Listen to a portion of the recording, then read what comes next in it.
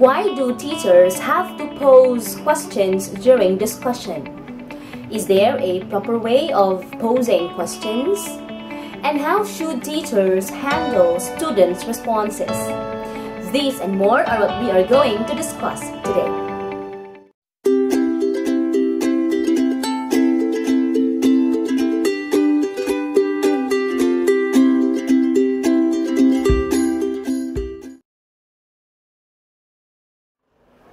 Hello everyone, welcome back to our channel and welcome to Joy's University. Today I will be discussing one of the most important skills that teachers should develop, and that is the questioning skill, and in our own field we call it the art of questioning.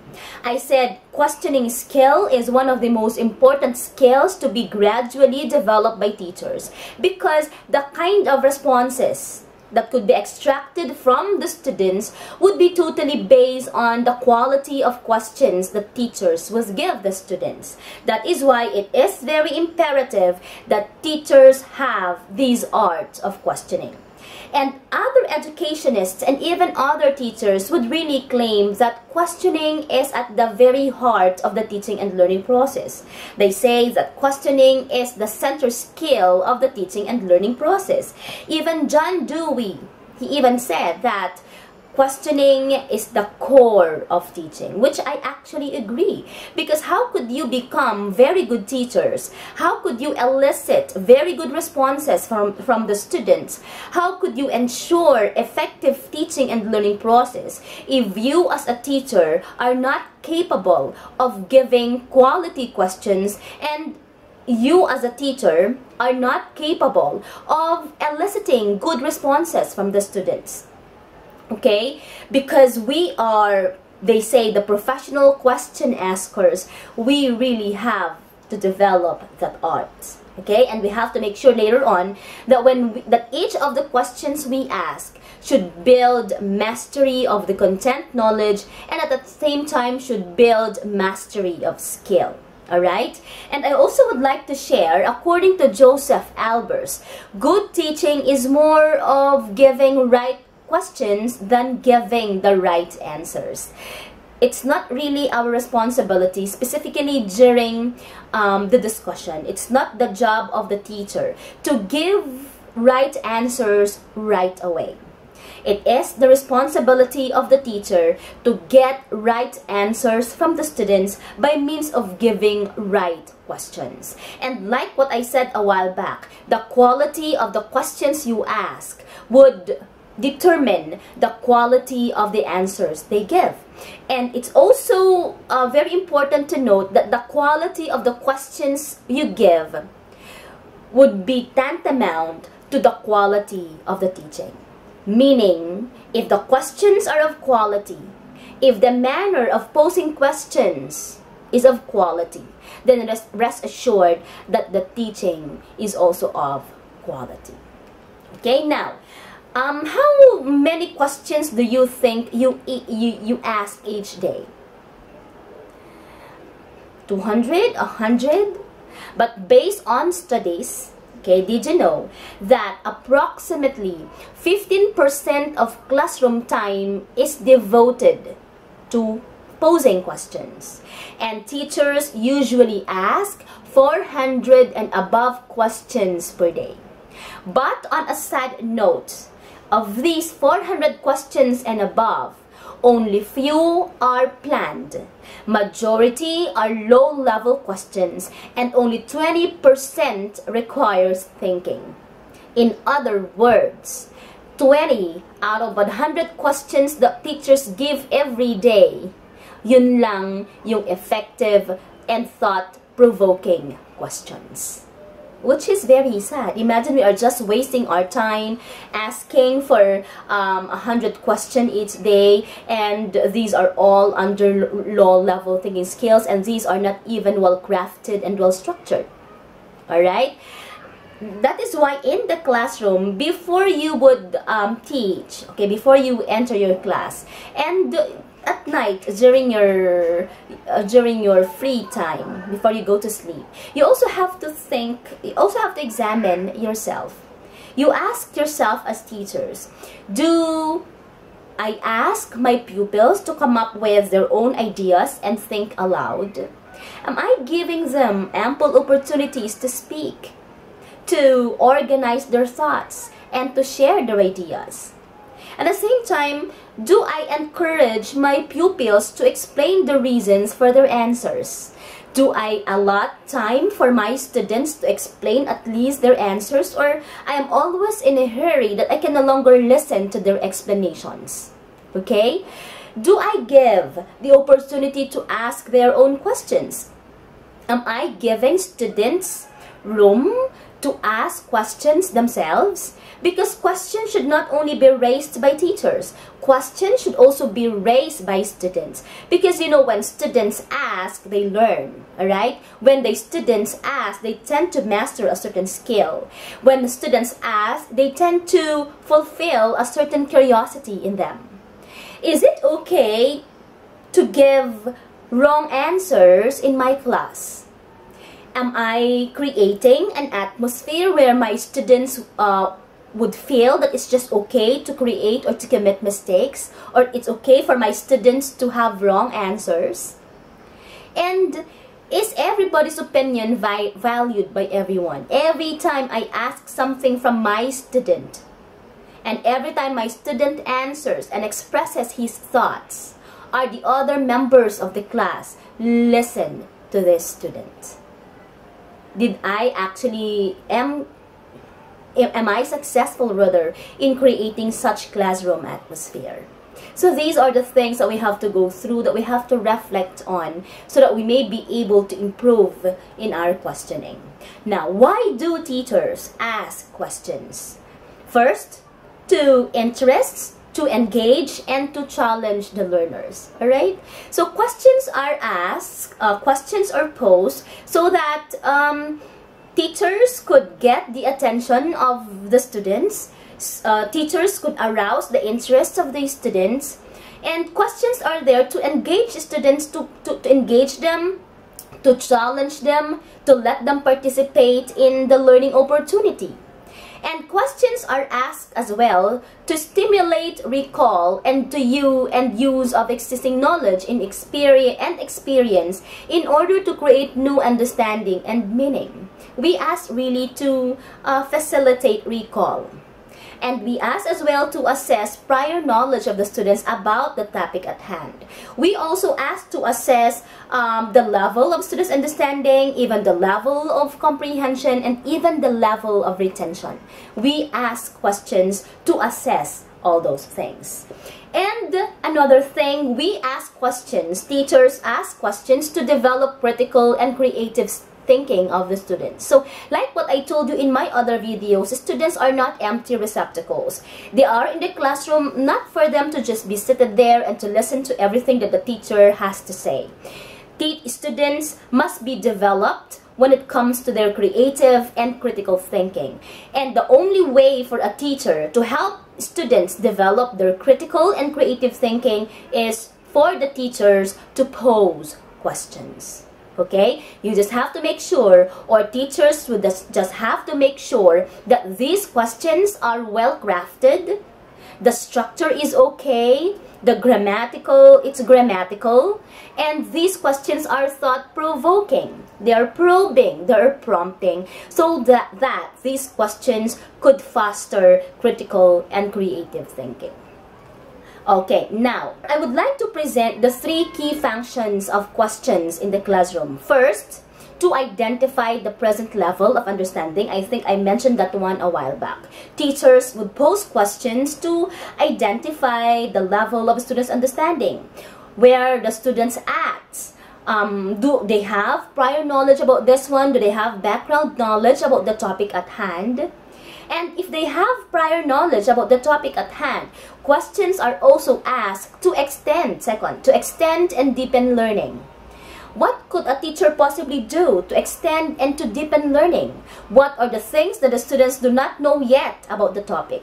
Okay, and it's where questioning will come in. And the last one, to inform planning. I have to ask question as a teacher. I have to ask this question because this one would help me plan for the next procedures I'll be coming up with in my class. If the students are very much familiar with this, then I have to plan what will happen next. If they are not, because their answers will tell me that they are not informed about this one, then I could easily craft my next steps to be done in the classroom. So those are the three key functions of questioning. Now I would like to present the different principles of questioning.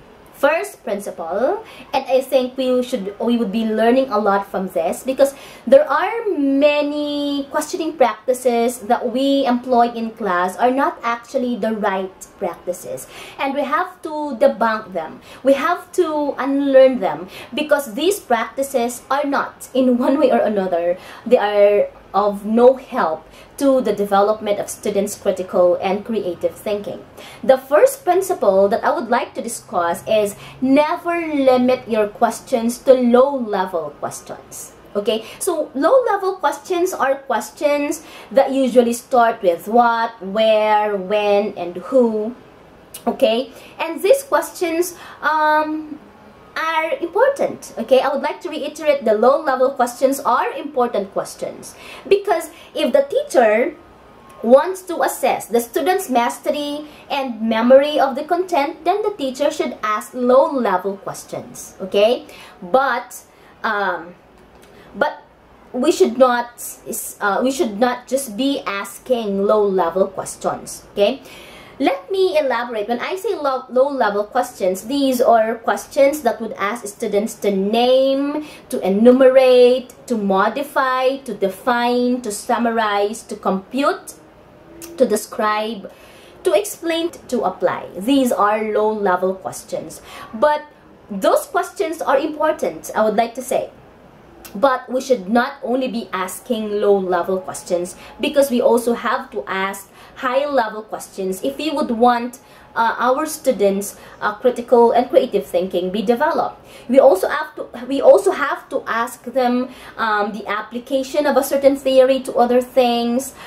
We also have to ask our students, why does an object or an idea work? We also have to ask them the relationship that exists between and among concepts and ideas. We also have to ask them to make predictions based on data. We also have to ask them to design an experiment, to make sound judgments. And these high-level questions would help students think critically. They would learn to evaluate their own learning, and this could actually lead to better retention and more meaningful study. We ask low-level questions, but learning should not be limited to low-level questions. We have to progress. We have to ask them high-level questions. Okay? Next, we make questioning progressive. It must be in a particular order, in a logical order. That's why there is a need to plan for the questions to be posed. Okay, there is a need to arrange the questions and pose them in a logical manner. When I say logical manner, from specific to general, from low level to high level, there must be a sequence related to the content. So you have to ask the easiest question muna, and then gradually we move on to the more complicated questions. It should have a logical sequence. That's why do not pose questions, the difficult questions, immediately, or else you'll kill the curiosity.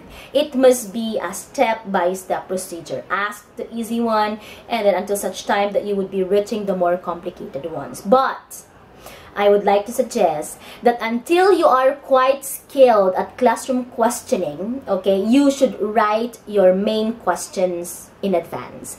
You have to plan for your questions. Do not just enter your class unprepared with the questions to be given to students. And in teaching, we call this scripting. You have to plan for the questions. You have to write the questions ahead of time, so you will be so you won't forget asking them later on. And another important thing about planning questions is that you tend to anticipate possible answers, and you also have to plan what is to be done next if the students would answer this one, if the students would not answer this, or if you get unexpected answers from the students. Planning really is very important. You should not only be planning for the flow of the lesson every day, but you also have to plan for the questions to be asked. Okay, I think this is what I like most about the UBDI's planning, because in UBDI's planning, the essential questions or the most important questions are presented in the beginning of the lesson, in the middle, and in the middle of the lecture, and the EQ or the essential question is to be answered before the discussion ends. So the students are guided as to what is really the most important question that they have to answer in that 1 hour class. And at the same time, these questions na rin would summarize everything that they would be discussing in a class. So if you would want our students to be properly guided as to the direction of our topic, and for us to lead our students to the outcomes that we would want them to accomplish and do, then we have to plan for the questions to be posed in the classroom. The third principle is reconstruct your questions if they seem to be too hard to understand for the students. Okay? Learn how to reconstruct your questions. You would know, when you become teachers, you would know if students could not understand your question. And once you feel that, once you do not get a response from your students, it could either be they do not understand the question, or your question is magulo, ungrammatical. The structure is not okay. So the first thing that you have to look into is that your questions must be grammatically correct. The structure must be okay, and the meaning that it wants to convey should be exactly sa kung anong gusto mong tanungin talaga. So if the questions are complicated, then you've got to simplify. You must have the skill of simplifying difficult questions. You must have the skill of rephrasing questions or paraphrasing questions so that the students will understand. Okay? So you have to make sure, but of course teachers also have to make sure that before you pose the question, alam nyo naman, naintindihan nyo naman yung mga questions, so that it would just be very easy for you to rephrase the question, to paraphrase it, or to explain it if needed. Okay? Next, address the question to the whole class first, then pick a student to answer. Diba, we have some teachers who would immediately call a student to stand, and once the student stood na, that's only then the time that the teacher will be asking the question. That's a wrong practice. We have to throw the question to the entire class. Okay, we have to state the question first. Give the class time to think of the possible answer, and then it's only then the time that you are allowed to call somebody to answer the question. It shouldn't be the other way around. Okay? Next, give ample time for students to answer your questions. And yeah, when you give your question, do not expect that students would answer immediately your question. They need time to process the question, to understand it, and to conceptualize it, to organize the ideas that they could give. So ideally, you could give them 5 to 15 seconds to think of the possible answer. Okay, and after which, then it should only be the time that you would ask them to state whatever it is that they would want to share. You know, our students have different intellectual capacity. They also have different levels of understanding. Even the speed of processing information, iba-iba yan.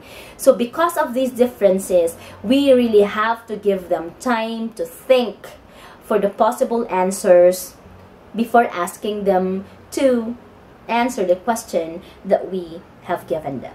Okay, and number 6, deliver your questions in such a way that it is encouraging and motivating. Teachers really should be encouraging and motivating. No matter how difficult the subject may seem, if the teacher is very much encouraging, if the teacher's aura is motivating, then students will be very much interested to listen and to participate in the classroom. We have to make sure that because we are the teachers, we have to create an encouraging atmosphere, not a threatening motivating atmosphere.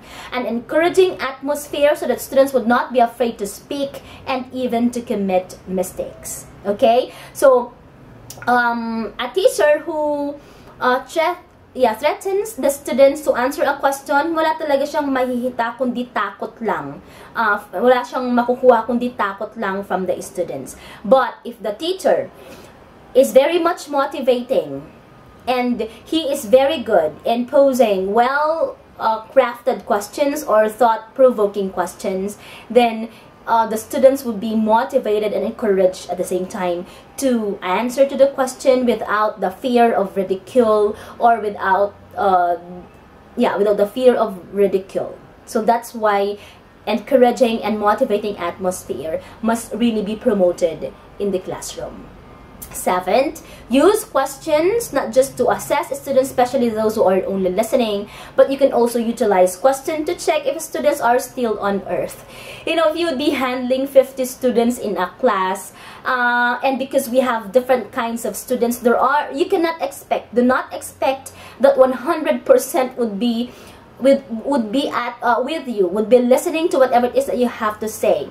Maybe half of them would be thinking other things. Other would be thinking of their ulam later on, kung anong gagawin nila pag uwi nila.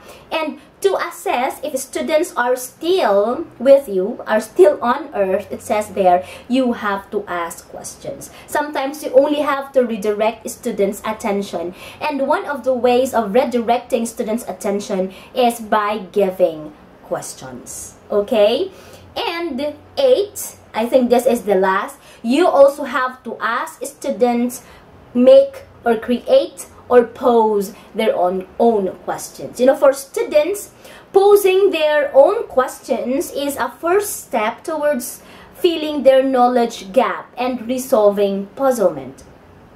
That's why if the students also would ask questions, then the teacher must be very proud because the students 100% talaga siyang nakikinig. So once the students was asked questions, you respond to these questions very well so that the students' interests and curiosity will not be destroyed. Okay, so let students ask questions, you entertain the questions, you answer the questions at the best way possible. Because remember, students ask something if they would want to learn that and if they would want to master that. And they would ask something that they do not understand. And if students are very good at asking questions, teachers must be very happy. Because that's one of the first steps that students do to fill in their knowledge gaps. And those are the different principles that teachers should do in order to get or extract or elicit very good answers from the students. Okay? I hope you have learned something from this. Goodbye. See you next time.